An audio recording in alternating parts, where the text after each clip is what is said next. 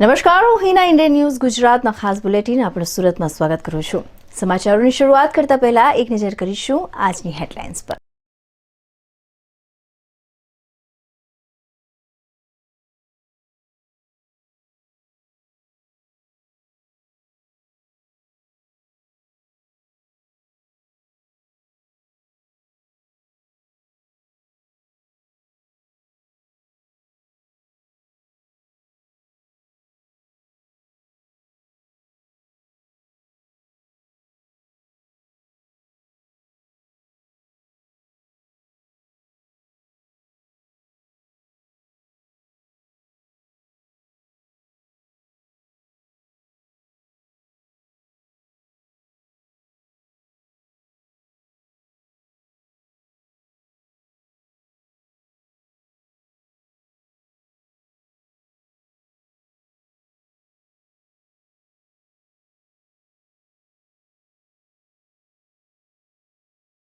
અને હવે સમાચાર વિસ્તારથી।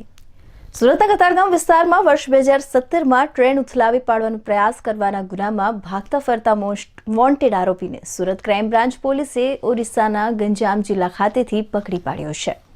આરોપી સામે વરાછા પોલીસ સ્ટેશનમાં એનડીપીએસના 2 ગુનાઓ પણ નોંધાયા છે। સુરત શહેર ક્રાઇમ બ્રાન્ચ પોલીસ દ્વારા બાતમીના આધારે ઓરિસ્સાના ગંજામ ખાતેથી આરોપી સચિન ઉર્ફે દિલીપ પાંડી નામના ઇસમની ધરપકડ કરી છે।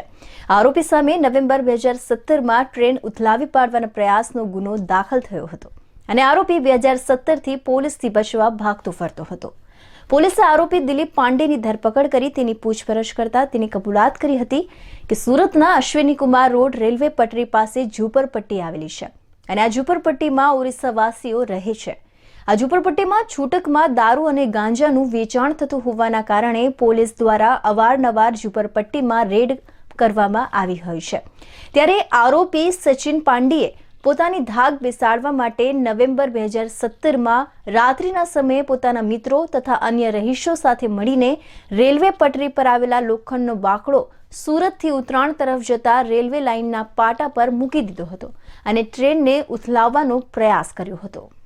તારીખ 28 ડિસેમ્બર 2017ના રોજ સુરતથી ઉત્તરાણ વચ્ચે રેલવેના પાટા ઉપર લોખંડના અને લાકડાના બાકડા મૂકી ટ્રેનને ઉથલાવવાના પ્રયાસ કરવાનો એક ગુના બનવા પામેલ હતા। કતારગામ પોલીસ સ્ટેશનમાં ઇન્ડિયન રેલવે એક્ટની કલમોની સાથે સાથે ગુનાહિત કાવતરુંનો એક ગુના નોંધાયેલ હતો, જેમાં 4 આરોપી પકડાયા હતા અને 9 આરોપીઓ નાસ્તા ફરતા હતા। આમાંથી જે મુખ્ય એક આરોપી હતા જેના નામ છે સચિન ઉર્ફે દિલીપ સન ઓફ અર્કિત પાંડી, રહેવાસી ગામ કોદલા, જિલ્લા ગંજામ, ઉડીસા। આ આરોપીની એના ગામમાંથી ધરપકડ કરવામાં આવી છે।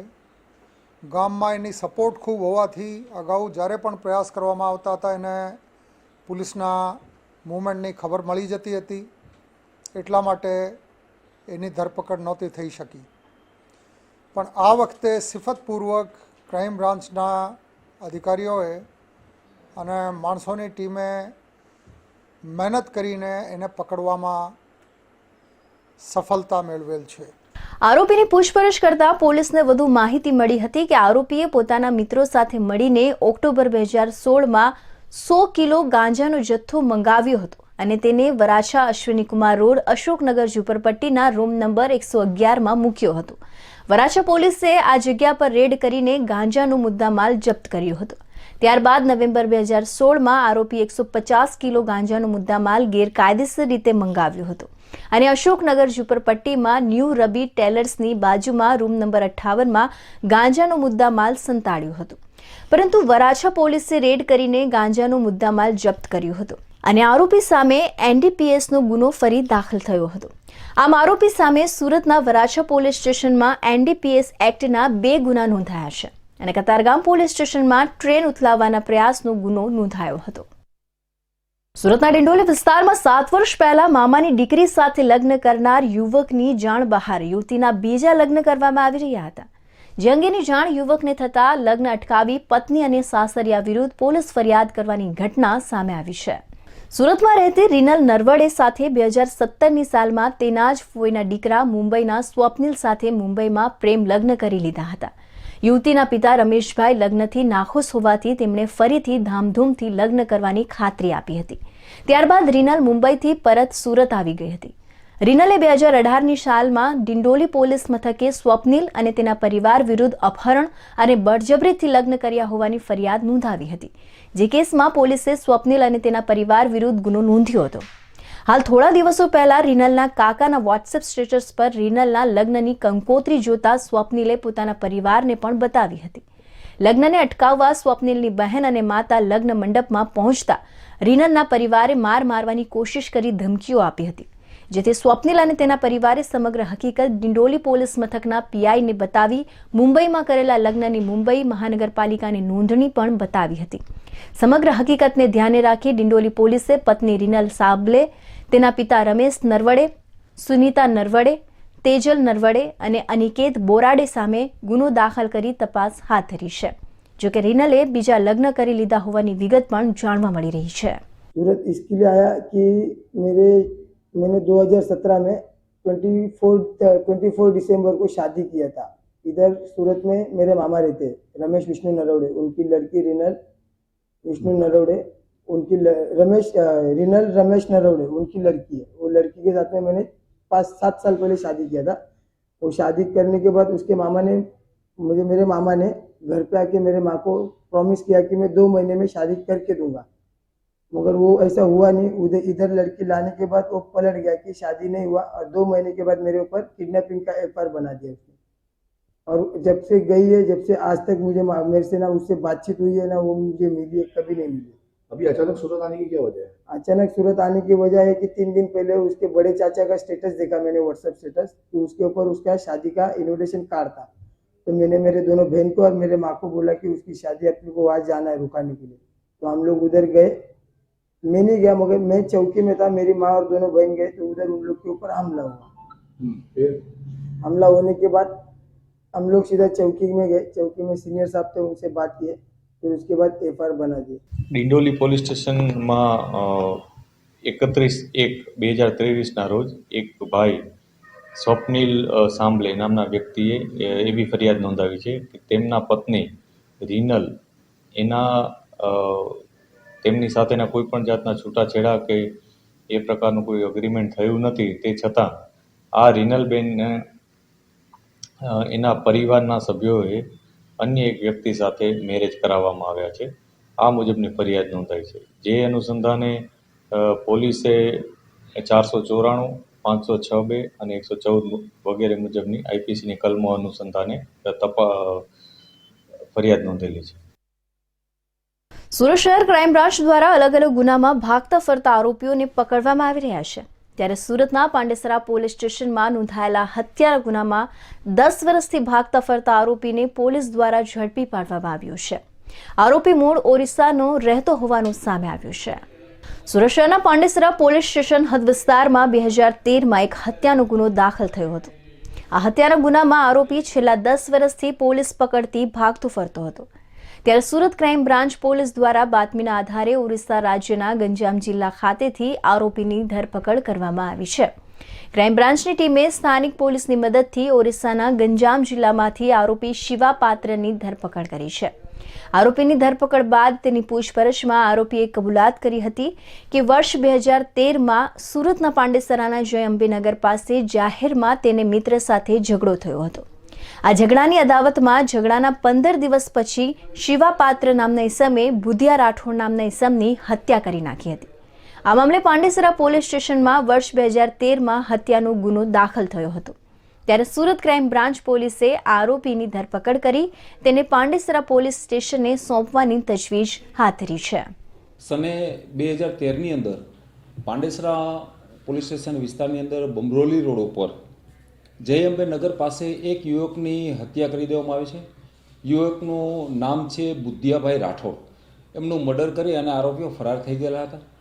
એમને પકડવા માટે ઘણીવાર ક્રાઇમ બ્રાન્ચની ટીમ તથા સ્થાનિક પોલીસની ટીમ અવારનવાર એમના ગામ તથા આજુબાજુ તપાસ કરવામાં આવેલ હતી, પણ છતાં આરોપીઓ મળી આવતો ન હતો. એ શિવા લક્ષ્મણ પાત્ર આ જે છે પોતાના ગામ હાલ આવવાનો છે. આવી ચોક્કસ અને પરફેક્ટ બાતમી મળતા તાત્કાલિક ઓડિશા ખાતે ટીમ રવાના કરવામાં આવે છે. એના ગામમાંથી ઉપરોક્ત આરોપી નાઇટ દરમિયાન પકડી પાડવામાં આવે છે. આ જે ગુનો દાખલ થયેલ હતો એ ગુનાની હકીકત એવી છે કે આ કામના જે ફરિયાદી છે એમનો મિત્ર અને મરણ જનાર બુદ્ધિયાભાઈ રાઠોડ આ બંને વચ્ચે બોલાચાલી ઝઘડો થયેલ હતો.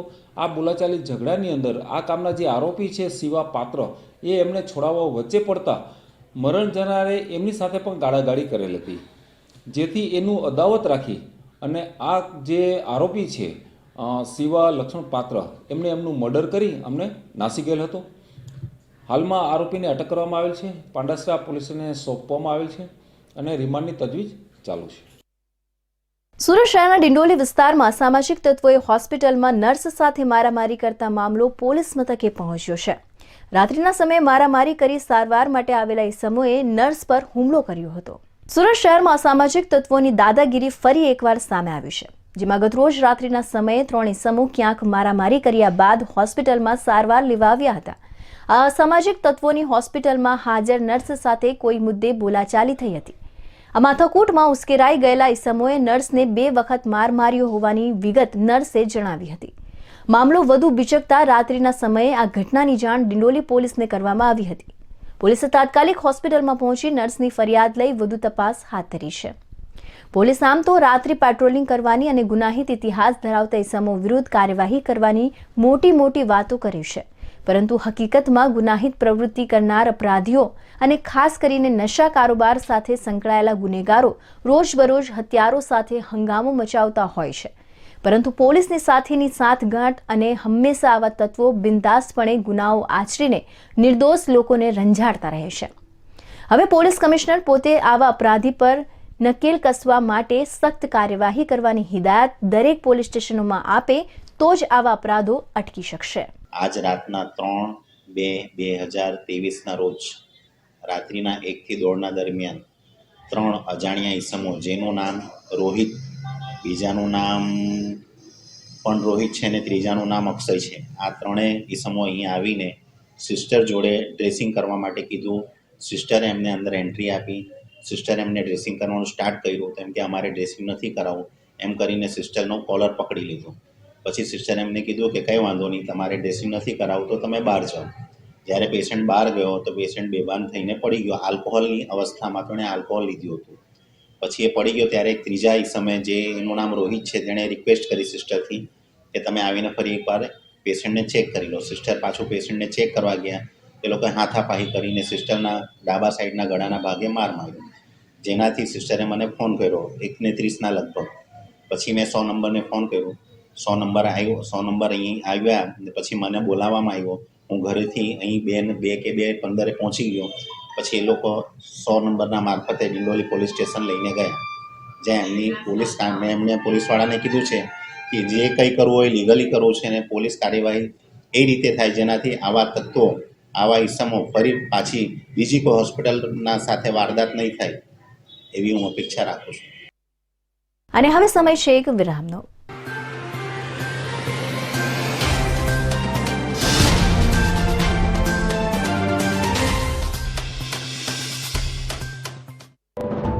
मैं जीवन हूं, जानते तो होंगे आप मुझे, आपके अंदर भी तो हूं. कोई मुझे पेड़ों की छांव में ढूंढता है तो कोई आलीशान गाड़ियों में, गला सूखा हो या जमीन, बस जीवन ही तो है जो सबके काम आता है. पहले मैं हर जगह आसानी से मिल जाता था, अब मैं बाजारों में मिलता हूं. कुछ तो होगा मुझ में, तभी जीवन को प्यास में लोग प्यार से पानी बोलते हैं. बचपन से यही तो सुना है, जल ही जीवन है. आखिरी बूंद ITV नेटवर्क की मुहिम. जिंदगी में हर चीज का विकल्प है, लेकिन पानी का कोई विकल्प नहीं.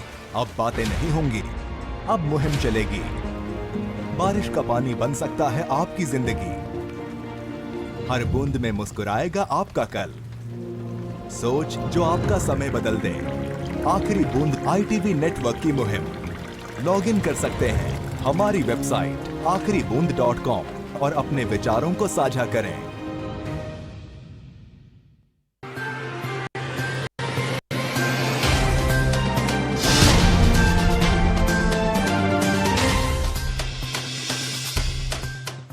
વિરામ બાદ ફરી આપ સૌનું સ્વાગત છે। ભરૂચ જિલ્લા ભાજપના જિલ્લા પ્રમુખ મારુતિસિંહ અટોદરિયાની અધ્યક્ષતામાં કારોબારી બેઠક મળી હતી। ગુજરાત પ્રદેશ ભાજપના ઉપપ્રમુખ અને પૂર્વ ગૃહમંત્રી ગોરધન ઝડફિયા આ બેઠકમાં વિશેષ ઉપસ્થિત રહ્યા હતા। ભરૂચના કોલેજ રોડ ઉપર આવેલા આત્મીય હોલ ખાતે કારોબારી બેઠકમાં ઉપસ્થિત ગોરધન ઝડફિયાએ ભરૂચ જિલ્લાના તમામ 5 ધારાસભ્યો, પ્રતિનિધિઓ, હોદ્દેદારો અને કાર્યકરો સાથે વાત કરતા જણાવ્યું હતું કે ગુજરાતની જનતાએ વિધાનસભાની ચૂંટણીમાં ભાજપને જંગી જીત અપાવી છે, ત્યારે ભારતીય જનતા પાર્ટીના જીતેલા ઉમેદવારો અને સભ્યો લોકો સુધી પહોંચી આભાર સાથે સરકારની યોજનાઓ અને લાભો છેવાડાના માનવી સુધી પહોંચાડે અને વધુને વધુ લોકો ભારતીય જનતા પાર્ટીના વિચારો સાથે જોડાય એ બાબતે કામગીરી કરવા અનુરોધ કર્યો હતો। સદર બેઠકમાં ભરૂચ જિલ્લા ભાજપના પ્રભારી જનક બગદાણાવાલા, પ્રદેશ ભાજપના પૂર્વ મહામંત્રી ભરતસિંહ પરમાર, ધારાસભ્ય અરુણસિંહ રાણા, DK સ્વામી, રમેશ મિસ્ત્રી, મહામંત્રી નિરલભાઈ પટેલ, જિલ્લા પંચાયત પ્રમુખ અલ્પાબેન પટેલ સહિતના આગેવાનો અને કાર્યકરો ઉપસ્થિત રહ્યા હતા। આજે ભરૂચ જિલ્લાની ભારતીય જનતા પાર્ટીની જિલ્લા કારોબારી છે। સામાન્યતઃ ભારતીય જનતા પાર્ટીની પ્રણાલિકા છે કે પહેલાં રાષ્ટ્રીય કાર્યકારિણી મળે અને એના એક સપ્તાહમાં પ્રદેશની કાર્યકારિણી હમણાં સુરેન્દ્રનગર જિલ્લામાં 23-24 તારીખે મળી હતી। એના અનુસંધાને આખા રાજ્યમાં દરેક જિલ્લામાં આ મિટિંગો થાય છે। ખાસ કરીને પાર્ટીની ગતિવિધિ, આગામી કાર્યક્રમો અને ભારતીય જનતા પાર્ટીનો ગુજરાતમાં જે રીતે કાર્યકર્તાથી શરૂ કરીને પ્રજામાં જે સ્નેહ સંપાદન કર્યો છે અને ઐતિહાસિક વિજય, કદાચ ગુજરાતના ઇતિહાસમાં રેકર્ડ બ્રેક કહી શકાય એવી ગુજરાતની પ્રજાએ સ્નેહ આપ્યો છે, તો એક ઉત્તરદાયિત્વ પણ આપ્યું છે, જવાબદારી પણ આપી છે અને એનું વહન કરવા માટે કાર્યકર્તા સક્ષમ બને એ પ્રકારનું ભાથું સામાન્ય રીતે અમારી પ્રદેશની કાર્યકારિણી, જિલ્લાની કાર્યકારિણી અને નીચે અમારા તાલુકા મંડળની કાર્યકારિણી મળતી હોય છે। એમાં કાર્યકર્તાને આગામી સમય માટેના કામ કરવાની પદ્ધતિ, સંગઠનની વ્યવસ્થા અને સેવાકીય કાર્યક્રમોના સરકાર અને પાર્ટી સાથે મળીને પ્રજાની સેવામાં સારી રીતે કામ કરી શકે એ માટેનો એક પ્રેરક આ અમારી કારોબારી હોય છે। પાંડેસરા હરિઓમ ઇન્ડસ્ટ્રીયલ વિસ્તારમાં લૂમ્સ ખાતાના કારીગરને માથાના ભાગે ફટકા મારી મોતને ઘાટ ઉતાર્યો હોવાની ઘટના સામે આવી છે। પોલીસ ઘટના સ્થાને પહોંચીને તપાસ શરૂ કરી છે, ત્યારે હાલ મરનાર સાથે કામ કરતા એ સમયે ખૂન કર્યો હોવાની આશંકા વ્યક્ત કરવામાં આવી રહી છે। પાંડેસરા પોલીસની હદમાં મર્ડરની ઘટના પ્રકાશમાં આવી છે, જે અંગે માહિતી મળતા લૂમ્સના કારખાનામાં કામ કરતા 2 પરપ્રાંતીય ઇસમો વચ્ચે ઝઘડો થયો અને આ ઝઘડામાં એક ઇસમે બીજાને માથામાં લાકડાના ફટકા મારી મોતને ઘાટ ઉતારી દીધો। આ બનાવની જાણ થતાં પાંડેસરા PI સહિત ઉચ્ચ અધિકારીઓનો કાફલો ઘટના સ્થળે પહોંચી ગયો હતો। પોલીસે મૃતકની લાશને પોસ્ટમોર્ટમ માટે મોકલી આપી હત્યારા ઇસમને પકડવા ચક્રો ગતિમાન કર્યા છે। હાલ પોલીસે મૃતક યુવકનું નામ રોહિત હોવાનું અને સહકર્મચારીએ હત્યા કરી હોવાની પ્રાથમિક વિગત હોવાનું જણાવી રહ્યા છે। નવસારી જિલ્લાના ચીખલી તાલુકામાં આવતા કલિયારી ગામમાં આદિવાસી યુવક લગ્ન કરવા JCBમાં નીકળતા કુતૂહલ સર્જાયું હતું। યુવકે આદિવાસી વિધિ અનુસાર લગ્ન કર્યા હતા અને પોતાનો વરઘોડો JCB મશીન પર બેસીને કાઢ્યો હતો। ચીખલી તાલુકાના કલિયારી ગામે ઘોડિયા પટેલ સમાજનો યુવક લગ્નના દિવસે JCBમાં વરઘોડો લઈને નીકળ્યો હતો। JCBમાં વરઘોડો નીકળતા ગ્રામજનોમાં કુતૂહલ સર્જાયું હતું। JCB સાથે નીકળેલા વરઘોડામાં ડીજેના તાલે જાનૈયા પણ ખૂબ ઝૂમ્યા હતા। યુવકના લગ્ન ગામમાં જ હોવાથી આખા ગામમાં લગ્નની ધૂમ દેખાઈ રહી હતી। વરઘોડો મંડપમાં પહોંચતા યુવકે આદિવાસી વિધિ મુજબ લગ્ન કર્યા હતા। ત્યારબાદ આખા ગામમાં એક જ વાતની ચર્ચાનો વિષય બન્યો હતો, તે હતો JCB મશીન અને JCB મશીન પર વરઘોડો લોકો માટે કુતૂહલ સર્જ્યો હતો।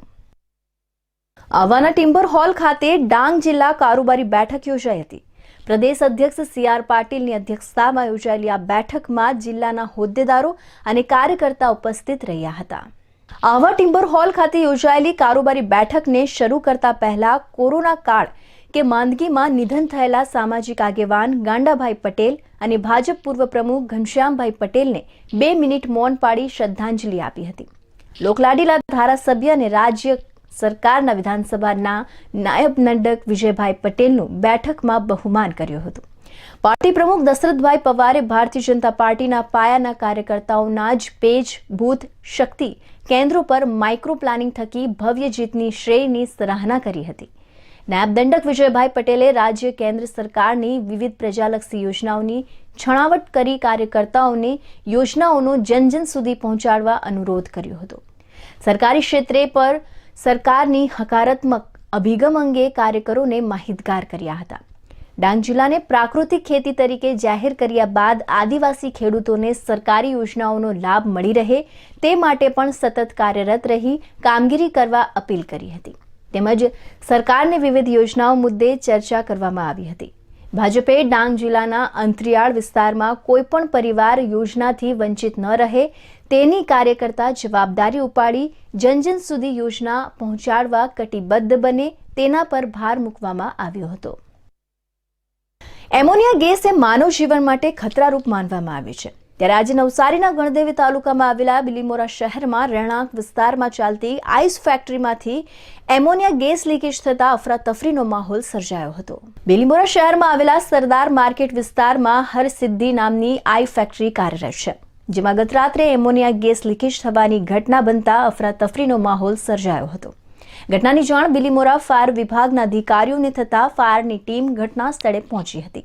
ઘટનાની ગંભીરતા જોતા ફાયર વિભાગની ટીમ અને સ્થાનિક પોલીસે આઈસ ફેક્ટરીની આસપાસ આવેલા 40 જેટલા રહેણાંક વિસ્તારને ખાલી કરાવવામાં આવ્યા હતા. ગેસ લીકેજના કારણે 40થી વધુ લોકોને અસર થતા તાત્કાલિક લોકો નીચે દોડી આવ્યા હતા અને 2 વડીલોને વધુ શ્વાસ લેવામાં તકલીફ પડતા એકને બિલીમોરાની ખાનગી હોસ્પિટલમાં સારવાર અર્થે આઈસીયુમાં ખસેડવામાં આવ્યા છે, તો અન્ય એક વડીલને ગણદેવી ખાતે આવેલા સામૂહિક આરોગ્ય કેન્દ્રમાં સારવાર અપાઈ રહી છે, જ્યાં એમની હાલત સ્થિર જોવા મળી રહી છે. ક્લિપમાં અમારી બાજુમાં જે આઈસ ફેક્ટરી છે એ આઈસ ફેક્ટરીમાં ગેસ લીકેજ થયો અને ગેસ લીકેજ થવાથી આજુબાજુની બિલ્ડિંગમાં બધે જ પ્રોબ્લેમ થઈ ગયો છે. હવે આ આઈસ ફેક્ટરીને અહીંથી હટાવવી જોઈએ, નહીં તો ઘણા માણસનું નુકસાન થાય. કેટલા લોકો પ્રભાવિત થયા હતા? એમાં લગભગ 4-5 માણસ થઈ ગયા છે. મોટી અસર કોને થઈ? મોટી અસર તો મોટી ઉંમરના થઈ છે. એ અત્યારે ગુપ્તા હોસ્પિટલ છે આઈસીયુમાં. તમને જાણ કરી રાતના કેવો માહોલ હતો? રાતના તો બધા નીચે ઉતરી પડ્યા. રાત્રે 1 વાગ્યાના રસ્તામાં કોલ મળતા અમારા ફાયર સ્ટાફ સાથે અમે અહીંયા હરસિદ્ધિ આઈસ ફેક્ટરીમાં ગેસ લીકેજ થયેલી એવી માહિતી મળતા સ્ટાફ સાથે આવી ને જોયું તો ગેસ લીકેજ હતો. એટલે પહેલાં તો ફર્સ્ટ શરૂઆતમાં તો અમે જે અહીંયા જે આજુબાજુનો વિસ્તાર છે એ પબ્લિકોને બહાર કાઢવા માટે પ્રયત્ન કર્યા કે જેથી કોઈ મોટી જાનહાનિ ના થાય. પછી અમે જે પાણીનો મારો કર્યો એ લીકેજ થોડો ઓછો થયો, પછી કંટ્રોલમાં આવ્યું. કેટલા કલાકની મહેનત બાદ કંટ્રોલ? રાત્રે 1 વાગ્યાથી કમસે કમ 6:30-7 સુધી કામગીરી અમે કરી. અત્યારે શું પરિસ્થિતિ છે? હમણાં કંટ્રોલમાં છે ને એવી કોઈ જાનહાનિ નથી. કેટલા લોકોને અસર જોવા મળી છે? અસર આમાં એક જ કોઈ આંગણવાડી વર્કર હતી, એ બેનને થોડી અસર થઈ હતી બહાર. ગેસ લીકેજ થવાની ઘટનાને લઈને બિલીમોરા વહીવટી તંત્ર એલર્ટ થઈ ગયું હતું અને ઘટનાની ગંભીરતાને જોતા તમામ લોકોને સુરક્ષિત સ્થળે ખસેડવામાં આવ્યા હતા. ફેક્ટરીના ઇન્સ્પેક્શન માટે ખાસ વલસાડથી ટીમને પણ બોલાવવામાં આવી છે, જેમાં તેઓ પોતાનો રિપોર્ટ રજૂ કરશે. હાલ પ્રાથમિક માહિતી અનુસાર રહેણાંક વિસ્તારમાં ચાલતા ફેક્ટરી જોખમી સાબિત થઈ શકે એવું પ્રતીત થઈ રહ્યું છે. રહેણાંક વિસ્તારમાં ચાલતી આઈસ ફેક્ટરીને લઈને હાલ તાલુકા વિકાસ અધિકારીએ ફેક્ટરીને સીલ કરવાના આદેશ આપ્યા છે. ત્યારે આવી ઘટનાને લઈને બોધપાઠ લઈને શિક્ષાત્મક કાર્યવાહી કરવામાં આવશે કે કેમ એ હવે સમય બતાવશે. તો આ હતા અત્યાર સુધીના સમાચાર. નવા સમાચારો માટે જોતા રહો ઇન્ડિયા ન્યૂઝ ગુજરાત. નમસ્કાર.